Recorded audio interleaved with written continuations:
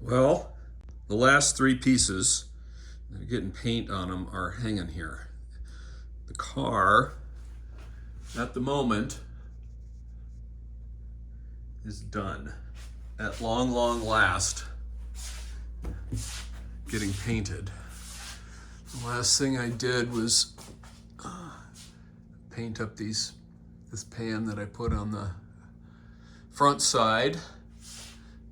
And now we are transitioning to putting things together instead of cleaning, scraping, grinding, welding, grinding, scraping, painting, priming, painting.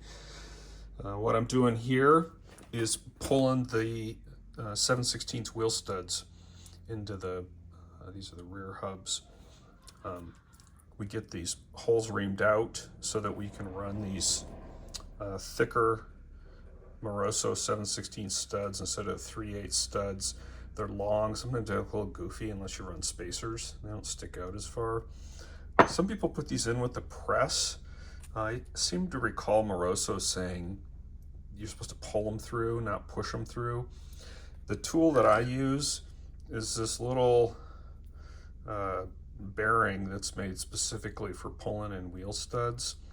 Put it over the stud. You spin a nut down, hit it with the impact, and it pulls the stud through. Now, I'll tell you a pro tip from the pool of wisdom derived from misery. You got to put some grease on these threads. One, the studs pull in easier, and two, I had one that I did a year and a half ago on the blue car, and I actually pulled the stud in, okay, the nut drove down, and then I started to back it off, and it backed off about a half an inch and stopped. And no amount of impact would take it off. I even got out the pneumatic impact wrench, and it was welded permanently onto the stud.